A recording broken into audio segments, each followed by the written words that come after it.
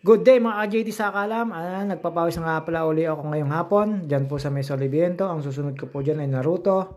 Habang nagpapahinga po ako dyan, naisip ko po sana payagan ng mga bikers at mga ibang magwo-walking papataas ng Soliviento. Yung isang kalsada po na dinidevelop daw po, sabi sa akin ng guard. Sana po payagan ng mga bikers or magka-camping.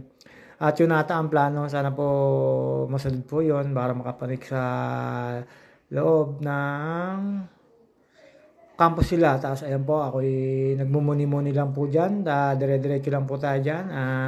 Tinitignan ko po yung kabilang kalsada para malaman ko po kung papayag ba na napakataas po doon. Ang sarap po doon tumambay at ang sarap po doon magbike.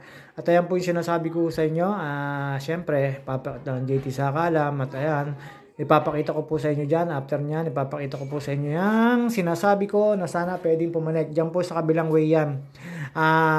Soliviento pa rin po ang may-ari niyan, pero napakasarap po dyan. Ang ganda po ng view dyan, kita po dagat, kita po lahat. Tapos nasa taas po kayo ng bundok.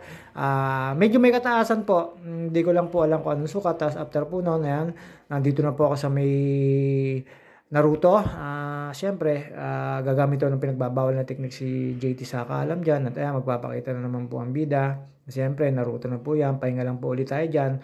Mekos-mekos lang po dyan. Ikalwa kong pampahinga dyan sa Naruto na yan. Ayan, tambay-tambay lang po ulit tayo dyan. At ayan, hindi naman po bayaling hindi tayo magpapapawis tuwing hapon. At ayan po, sinasabi ko sa inyo, upo lang po tayo dyan. After ko po dyan magpahinga, siyempre, pupunta po ako ng bypass. Sa bypass po, last na ano ko, tapos sa may lamesa na po ako dumaan. At ayan, may mga dumaan po tayong kakilala mga taga-Bukal, may mga dalang pinitas na nyog at pinitas na papaya. At shoutout nga pala kay Lali Dennis Nuno. Ang aga mong mawas, ang aga mo nakatambay sa may Villa Chesa. Sumbong kita kay Wilma Wong, kay Wilma Chologo. Shoutout sa iyo, Lali Dennis Nuno, aka Bulok. Ang aga mong tumatambay cutting pa more. At yun nga pala po, ayan, hinarangan ko po, baka masagasaan yung aking cellphone. Ang kita ko po may dadaan na sasakyan at ayan po, after ko po dyan, nagpahinga at ayun na po tayo dyan at lipat na po tayo sa may papuntang bypass Bukal at after ko pong magano dyan, meron po akong mga nakasabay na kabataan dyan at ayan, ayun na po yung bypass Bukal sa may Ayala. Dito na po ako sa may puno nagpahinga at medyo mainit po dun sa kabila. At ayan po yung sinasabi ko sa kabila po, ayan, dito na lang po ako, ayan, mekos-mekos na lang po yan, mga JT sa Kalam.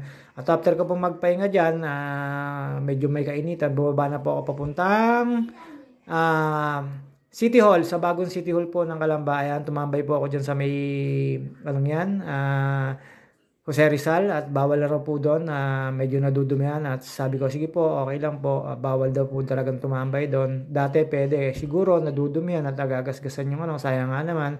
At ayan, umupo na lang po ako sa may mga estudyante. Diyan po, pinagbawalan po ako dyan yan.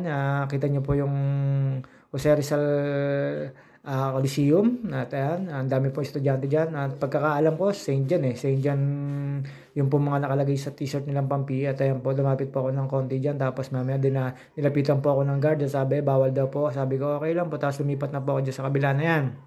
At mekos-mekos na yan.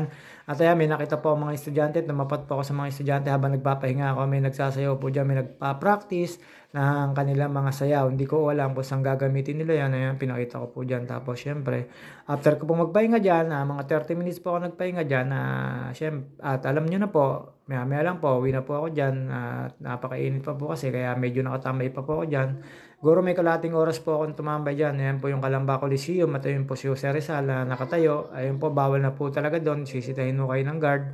At kaya sabi ko, dito na lang po ako sa may unahan at manood ng mga nagpa-practice na mga estudyante. At mga ka-JT sa Kalam, tapos na ako magpapawis. Maya lang po, uwi na po ako.